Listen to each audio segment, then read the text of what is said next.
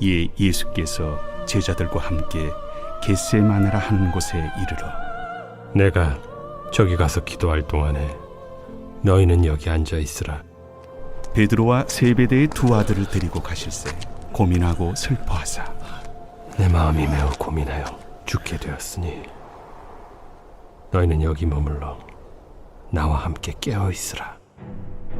조금 나아가사 얼굴을 땅에 대시고 엎드려 기도하여 이르시되 내 아버지여, 만일 할만하시거든 이 잔을 내게서 지나가게 하옵소서. 그러나 나의 원대로 마시옵고 아버지의 원대로 하옵소서. 제자들에게 오사 그 자는 것을 보시고 베드로에게 말씀하시되 너희가 나와 함께 1시간도 이렇게 깨어 있을 수 없더냐? 시험에 들지 않게 깨어 기도하라. 마음에는 원이로되 육신이 약하도다. 다시 두 번째 나아가 기도하여 이르시되 내 아버지여, 만일 내가 마시지 않고는 이 잔이 내게서 지나갈 수 없거든. 아버지의 원대로 되기를 원하나이다. 하시고 다시 오사 보신즉 그들이 자니 이는 그들의 눈이 피곤함일러라. 또 그들을 두시고 나아가 세 번째 같은 말씀으로 기도하신 후 이에 제자들에게 오사 이제는 자고 쉬라. 보라, 때가 가까이 왔으니 인자가 죄인의 손에 팔리느니라. 일어나라, 함께 가자. 보라, 나를 파는 자가 가까이 왔느니라. 예수님의 기도학교라는 제목으로 하나님의 말씀을 증거하도록 하겠습니다. 마태복음에는 예수님께서 기도를 가르쳐 주시는 장면이 크게 두 군데 나옵니다. 앞부분 마태복음 6장에서 너희는 이렇게 기도하라 라고 말씀하시면서 주기도문을 가르쳐 주시고, 또 마태복음 끝부분 오늘 26장에서 예수님께서 기도의 이론뿐만 아니라 실제 어떻게 기도하면 되는지 모습을 보여주십니다. 그래서 39절에 보시면 예수님께서 직접 얼굴을 땅에 대시고 엎드려 기도하시는 장면이 나옵니다. 특별히 예수님은 제자들을 데리고 겟세마네 동산에 오르셔서 너희들도 깨어서 나와 함께 기도하자라고 말씀하시면서 어떻게 기도하면 되는지 실제를 보여주십니다.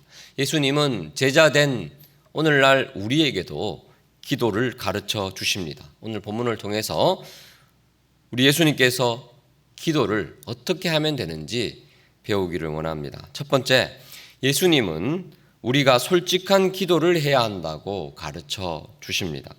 39절을 보시면 예수님께서 어떻게 기도하시죠? 내 아버지여, 만일 할만하시거든 이 잔을 내게서 지나가게 하옵소서.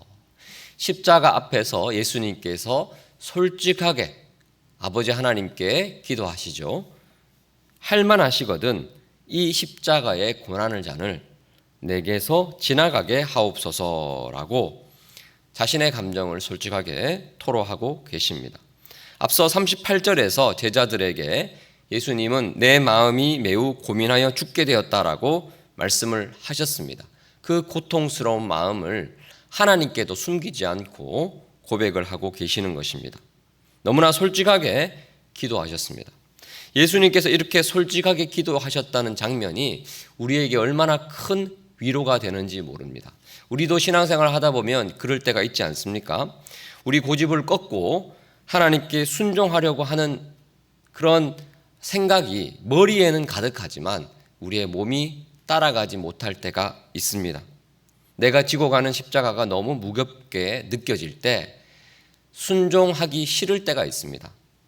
외면하고 싶을 때가 있습니다. 힘들 때가 있습니다. 그러면 우리는 어떻게 해야 됩니까? 그저 하나님께 주님, 저 힘들어요. 이 십자가 너무 무거워요.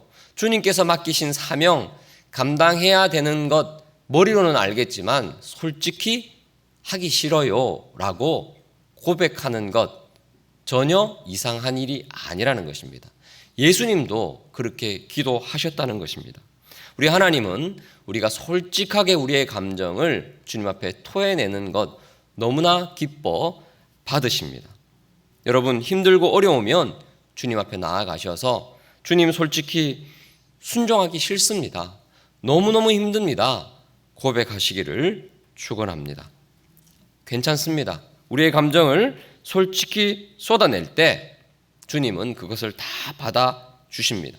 예를 들면 우리 어린 자녀들이 부모님께 자신의 감정을 솔직히 고백할 때 있지 않습니까? 아빠, 저 이거 저거 너무 힘들어요. 엄마, 내 감정이 지금 너무 슬프고 힘들고 어려워요 하고 얘기하다가 울기도 하고 투정을 부리기도 하고 미주알 고주알 다 얘기도 합니다. 그러면 지혜로운 부모님은 어떻게 합니까? 그것을 다 받아주죠. 그래, 많이 힘들겠구나. 그러면 얘기하다 보면 어떻게 됩니까? 다시 용기가 생기고 기댈 수 있는 언덕이 있다라는 생각이 들면 용기를 가지게 됩니다. 마찬가지입니다. 우리 기도라는 것은 힘들고 어려운 것 감추고 억지로라도 하겠습니다 라고 먼저 고백하는 것이 아니라 우리의 감정을 솔직하게 토로하는 것에서 진실된 기도가 시작된다는 것입니다. 그래서 우리 예수님은 솔직하게 그 감정을 하나님께 아뢰일 때 뭐라고 시작하십니까? 내 아버지여. 참 감동적인 장면이 아닐 수 없습니다. 내 아버지여, 만일 할 만하시거든 이 잔을 내게서 지나가게 하옵소서라고 자신의 솔직한 부탁을 하나님께 아뢰는 것입니다. 그리고 내 아버지여라고 부르짖고 계시는 것입니다. 우리의 있는 모습 그대로의 감정을 솔직히 토로하실 때 우리는 서서히 영적으로 자라날 수 있다는 사실을 기억하시기를 축원합니다. 두 번째, 예수님은 우리의 기도가 순종으로 향해야 함을 가르쳐 주고 계십니다. 솔직하게 기도하는 것에서 끝나면 안 됩니다. 솔직하게 기도하는 것이 동기가 되어서 결국에는 어디로 향합니까? 순종으로 향해야 된다는 것입니다. 39절 후반부로 보십시오. 그러나가 이어지는 거예요. 그러나 나의 원대로 마시옵고 아버지의 원대로 하옵소서. 결국 예수님의 기도는 어디를 향하고 있습니까? 아버지의 원대로 하옵소서. 그것이 바로 우리가 솔직하게 기도하는 목적이 되어야 한다는 것입니다. 그저 나 힘들어요, 나 어려워요에서 끝나는 것 아니라는 겁니다. 하나님, 저 힘들고 어렵지만 그래도 순종하고 싶어요.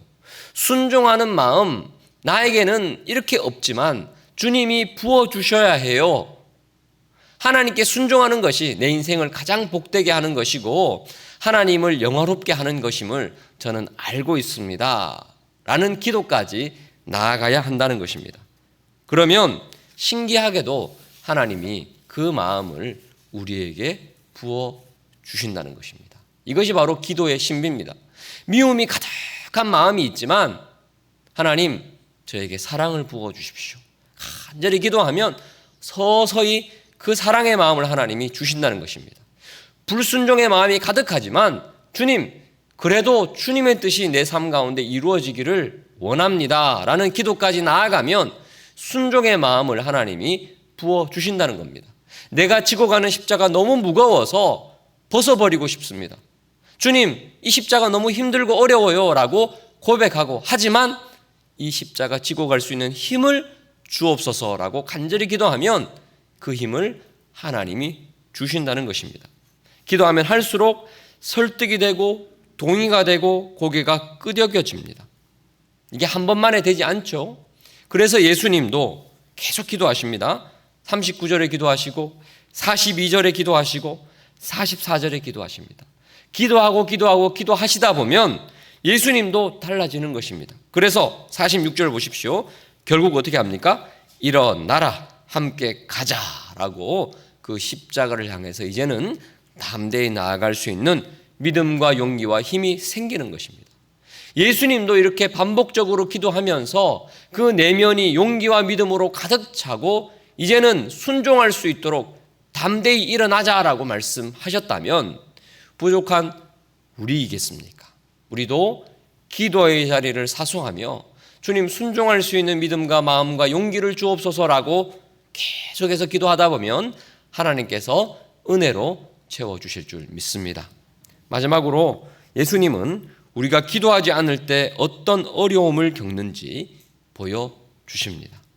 37절을 보시면 예수님께서 기도하러 가실 때 누구를 데리고 가시죠? 베드로와 세베대의 두 아들 야고보와 요한을 데리고 가십니다. 특별히 베드로의 이름이 부각이 됩니다. 왜 예수님은 홀로 기도하러 가시지 않고 제자들을 데리고 가셨을까요? 이 제자들이 예수님이 기도하러 가시기 바로 직전에 했던 말이 있기 때문입니다. 자, 33절 보십시오. 우리가 어제 살펴보셨죠? 33절에 베드로가 예수님께 뭐라고 말했죠? 모두 주를 버릴지라도 나는 결코 버리지 않겠다라고 호언장담하고 있습니다. 특별히 35절에 보시면 베드로가 계속해서 얘기를 하니까 다른 제자들도 모든 제자도 그와 같이 말하니라. 예수님, 우리는 절대 예수님 버리지 않습니다. 걱정하지 마십시오라고 떵떵거리면서 얘기하는데 결국 이 제자들은 머리로는 예수님 따르겠다 동의했지만 몸이 따르지 않습니다. 왜요? 기도하지 않았기 때문입니다. 자, 41절을 보시면 시험에 들지 않게 깨어 기도하라. 마음에는 원이로되 뭐가 약하다고요? 육신이 약하도다. 머리로는 순종하겠다라는 동의가 됩니다. 하지만 몸이 따라가지 않습니다. 왜 그렇습니까? 깨어 기도하지 않았기 때문입니다. 40절에 보시니까 제자들에게 오사 그 자는 것을 보시고 베드로에게 책망하시죠. 너희가 나와 함께 1시간도 이렇게 깨어 있을 수 없더냐. 시험에 들지 않게 깨어 기도하라. 예수님은 깨어 기도하셨더니 결국에는 십자가 지고 순종의 걸음으로 가셨습니다. 하지만 베드로를 비롯한 제자들은 어떻습니까? 기도하지 않았습니다. 깨어있지 못했습니다. 그래서 머리로는 당연히 순종하는 것 알죠. 하지만 몸이, 육신이 너무나 약했습니다. 결국 실패하죠. 자, 그래서 56절을 보십시오. 56절에서 마지막 56절 후반부를 보시면 어떻게 결론이 나죠? 이에 제자들이 다 예수를 버리고 도망하니라. 그리고 75절을 보시면 가장 큰 소리 치던 베드로는 예수님을 3번이나 부인합니다. 베드로가 울죠? 후회하고 울죠? 소용없습니다. 이미 불순종해 버린 겁니다. 왜요? 오늘 성경은 단 하나의 이유를 설명하고 있습니다. 기도하지 않았기 때문에. 기도하지 않으면 머리로는 이게 잘못된 것 압니다. 이게 불순종인 것 압니다. 하지만 몸이 따라가지 않습니다. 반대로 기도하면 어떻게 됩니까? 머리로 동의한 것이 몸으로 그대로 나아갈 수 있는 거예요. 순종하고자 하는 마음, 용기, 믿음, 우리 내면으로부터는 절대 나오지 않습니다. 기도할 때 하늘문이 여셔서 하나님이 부어주셔야 합니다. 그래서 오늘 이 새벽에 우리가 기도하는 것이죠. 여러분, 기도를 통해서 모든 시험 이겨나가시는 저와 여러분 되시기를 축원합니다. 말씀을 기억하면서 간절히 기도했으면 좋겠습니다. 주님, 기도를 통해서 주님 앞에 더 한 걸음 한 걸음 나아가고 특별히 솔직하게 우리의 감정을 주님 앞에 고백하게 하시고 결국 순종으로 나아가게 하여 주옵소서. 특별히 우리 5월 8일 공동의회가 있습니다. 하나님, 우리 교회 전체가 이 기도를 배워서 주님의 은혜를 간구할 때 우리 교회 공동체 전체가 기쁨으로 주님 앞에 순종할 수 있도록 도와 주옵소서. 주의 이름을 부르갑시면서 기도합니다.